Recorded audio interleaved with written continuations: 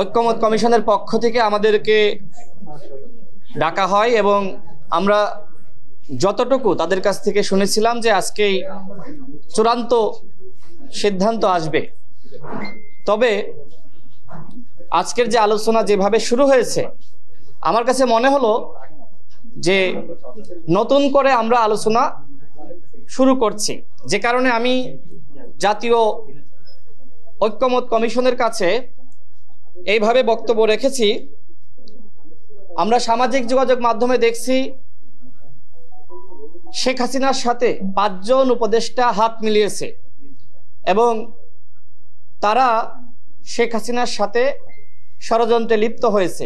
ঠিক একইভাবে আজকের এই আলোচনা দেখে মনে হচ্ছে যে আমরাও শেখ হাসিনার সাথে হাত মিলিয়েছি। যেভাবে আজকে ভিন্নমত দেখলাম, বিশেষ করে যে দলগুলো সর্বশেষ দিন আমাদের যে বৈঠক হয় সেখানে তারা বক্তব্য রেখেছিল যে একই দিনে জাতীয় নির্বাচন এবং জুলাই জাতীয় সনদের পক্ষে গণভোট, তারাও দেখলাম যে আজকে ইউটার্ন করেছে। তারাও এখন বলছে জাতীয় নির্বাচনের আগে গণভোট। আমি সেখানে স্পষ্ট করেছি যে আমাদের রাজনীতিবিদদের এই ধরনের চরিত্র এটা জনগণ পছন্দ করে না। আপনি সকালে একটা বলবেন, আপনি বিকালে একটা বলবেন, আপনি আজকে একটা বলবেন, কালকে একটা বলবেন, এটা তো হইতে পারে না।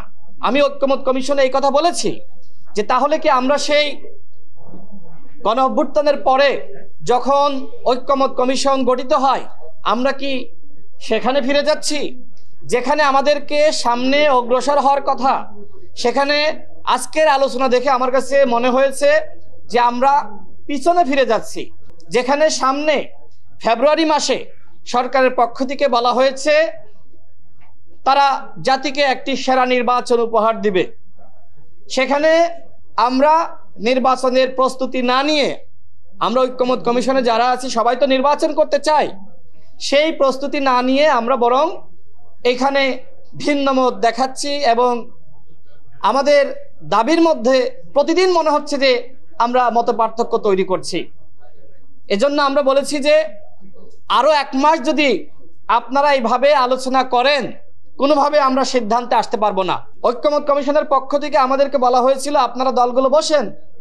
আমি আজকে স্পষ্ট করেছি যে আমরা তো বসেছি, বসার পরে দেখলাম যে আমরা একমতে আসার পরেও এখানে এসে নেতারা একজন বক্তব্য দিচ্ছে এক রকম। তো এইভাবে তো হয় না।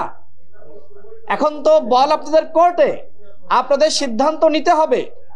এখন জুলাই জাতীয় সনদ কিভাবে বাস্তবায়িত হবে সেটি নিয়ে আলোচনা আসছে। একজন সাংবাদিক ভাই প্রশ্ন করলেন, দেখেন যদি একই দিনে গণভোট এবং জুলাই জাতীয় সনদের পক্ষে এবং একই সাথে জাতীয় নির্বাচন হয়, এরপরে আমাদের প্রস্তাব হলো জাতীয় সংসদ নির্বাচন, জাতীয় নির্বাচনের পরে যে জাতীয় সংসদ গঠিত হবে প্রথম যে অধিবেশন, সেই অধিবেশনে জুলাই জাতীয় সনদের অনুমোদন দিতে হবে। তো যেহেতু আমাদের ভিতরে আসলে আস্থা এবং বিশ্বাসের ঘাটতি রয়েছে এবং আগামীতে যারাই ক্ষমতায় আসবে তারা আসলে এই জুলাই জাতীয় সনদ বাস্তবায়ন করবে কিনা এটি নিয়ে অনাস্থা থাকার কারণে এই গণভোটের প্রশ্ন এসেছে।